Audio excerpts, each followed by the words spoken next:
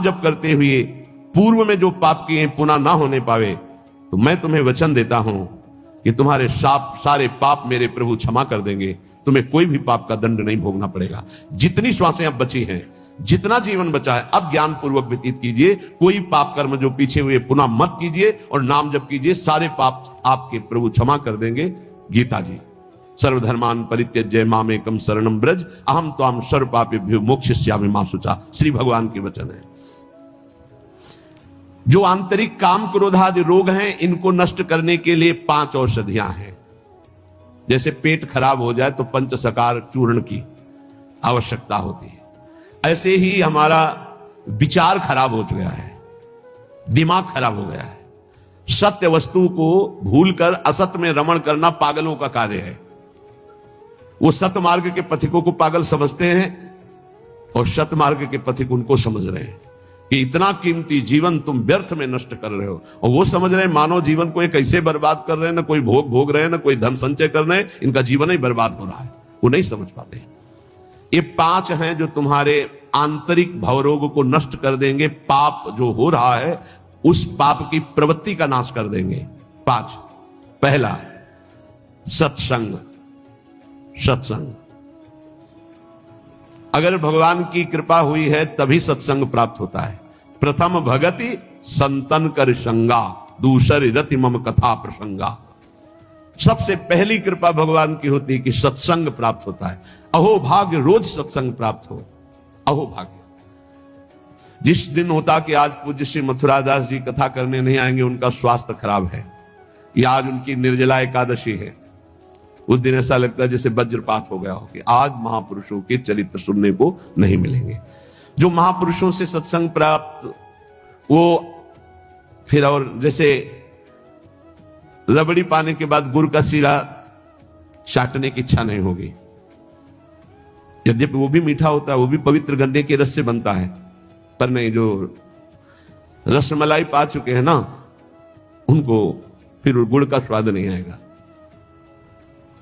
ऐसे ही जो सच्चिदानंद में डूबे हुए महापुरुषों के वचनों को श्रवणेंद्रिय से पान कर लिए ना, फिर वो केवल शाब्दिक प्रवचन में उसका श्रवणेंद्रिय स्वाद नहीं ले पाएगी। उसको चाहिए अनुभवी, क्योंकि उतने गरु वचन सुन लिए तो अब फिर और नहीं।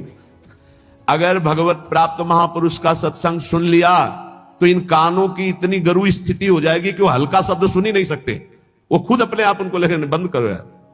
वो कान इतने बड़े व्यसनी हो चुके हैं भगवदानंद के कि बिना भगवदानंद प्राप्त हुए महापुरुष के वचन उसे अच्छे ही नहीं लगेंगे।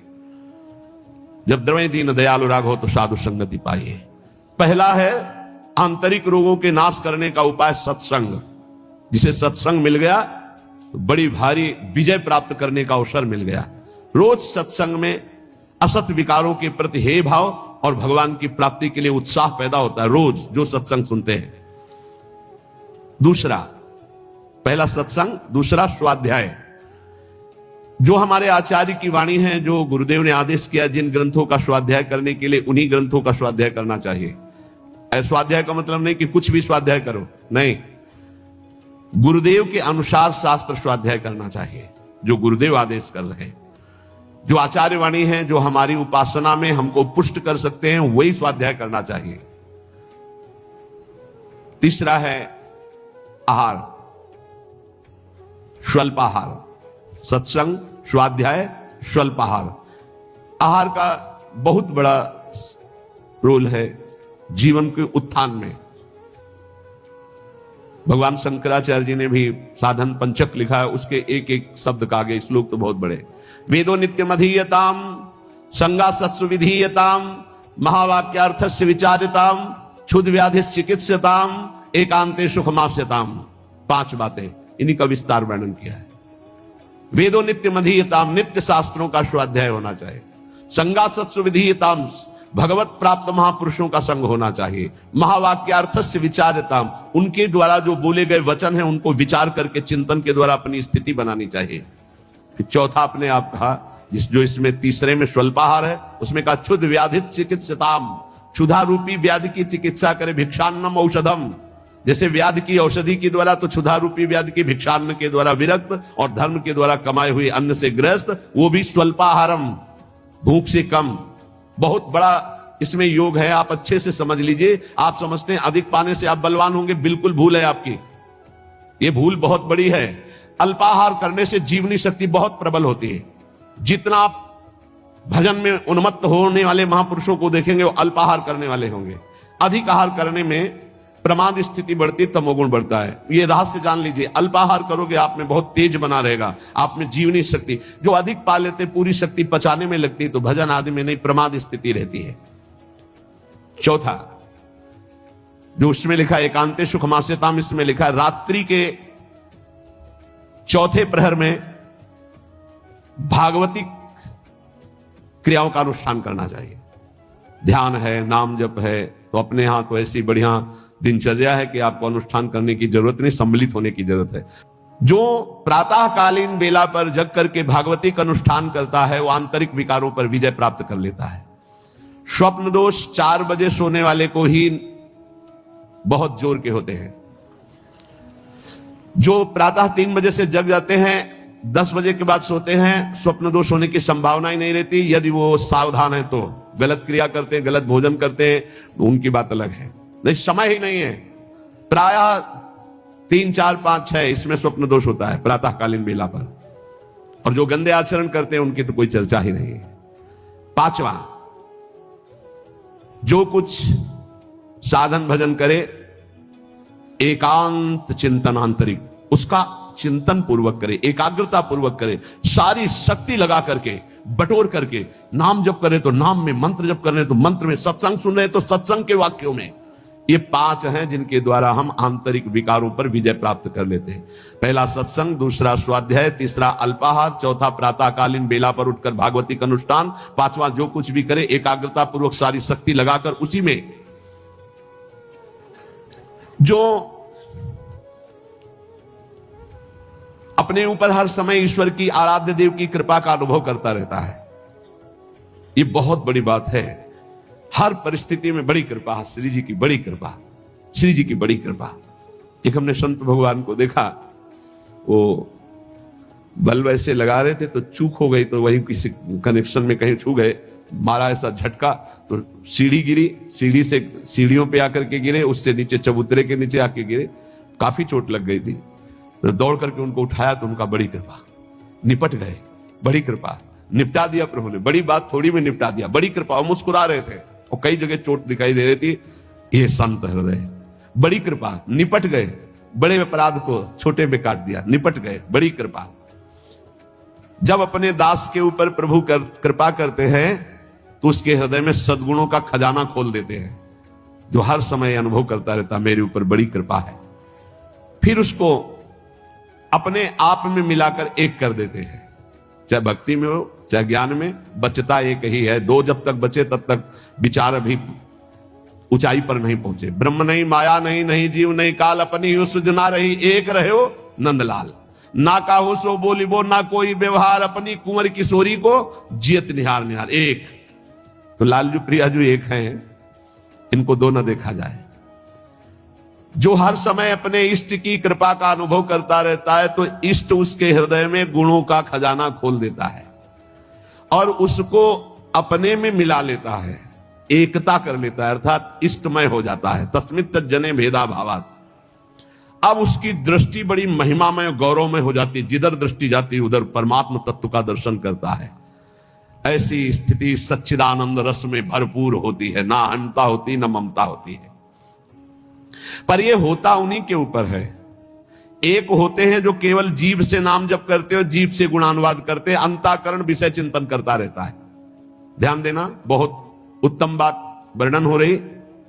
पहली बात कही कि जो जीव हर समय उपासक के कृपा का अनुभव करता रहता, बड़ी कृपा, बड़ी कृपा, दुख में भी सुख में बड़ी कृपा, उसके हृदय में गुणों का खजाना खोल देते हैं और उसको एकता में मिला लेते हैं, अपने में मिला लेते हैं भगवान। अब दूसरी बात कह रहे हैं कि उपासक कब एकता को प्राप्त होता है। बोले एक उपासक होता है, बहुत ध्यान से अपने को देखना किस डिग्री में हो आप। एक उपासक होता है जो जीव के द्वारा नाम जप करता है, जीव के द्वारा गुणों का गान करता है, पर हृदय में विषय चिंतन होता है। दूसरा उपासक होता है जो जीव के द्वारा नाम जप करता है, गुणानुवाद करता है, अंतःकरण भी उसी में जुड़ा हुआ होता है। यह विशेष कृपा पात्र होता है। और तीसरा उपासक होता है जो जीभ से नाम जप करता है, गुणानुवाद करता है, हृदय से जुड़ा रहता है और स्वयं लीला में डूबा रहता है। जो गाया, जो चिंतन किया, उसी में डूबा है। ये तीसरा, ये सर्वोपरि उपासक है। जो गाया वही चिंतन, जो चिंतन उसी में डूबा। एक गान कर रहा है लेकिन चिंतन विषय का हो रहा है, एक गान भी कर रहा है चिंतन भी कर रहा है, एक गान भी कर रहा है चिंतन भी कर रहा है और डूबा भी उसी में है, सुध ही नहीं। यह है उत्तम अवस्था उपासक की। बहुत जोर की बात है, ऐसा ही होना चाहिए। जो जप कर रहे हैं, जो गान कर रहे हैं, उसी का चिंतन कर रहे हैं, उसी में डूब रहे हैं। पहला जो नाम जप कर रहा है, गुणगान कर रहा है, हृदय से विषय चिंतन कर रहा है, उसको इस लोक और परलोक के भोग परास्त कर देते हैं। बहुत सावधान, ऐसा उपासक भ्रष्ट होने में देर नहीं लगेगी। जिसका वाणी से गान हो रहा है और हृदय से भी चिंतन हो रहा है, उसको इस लोक और परलोक के भोग अच्छे नहीं लगते, पर परास्त करने की गुंजाइश है। लेकिन तीसरा जो मनन करके डूबा हुआ है, त्रिभुवन का भोग, सामर्थ्य नहीं कि उसको लुभायमान कर सके, भ्रष्ट कर सके। तीसरी बहुत ऊंची स्थिति है।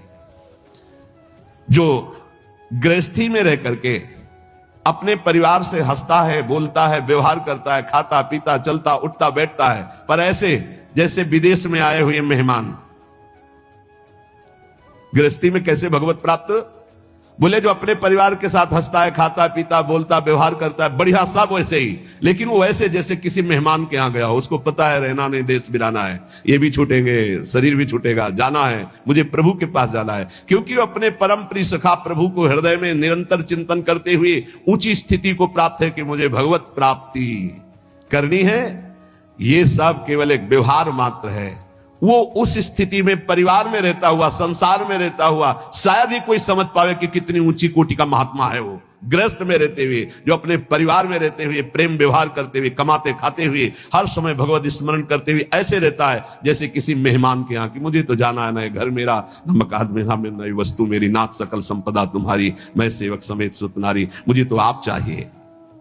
देखो, जब तक तुम संसार की कामनाओं से निवृत्त नहीं होगे तो ये संसार तुम्हें फंसाए रखेगा।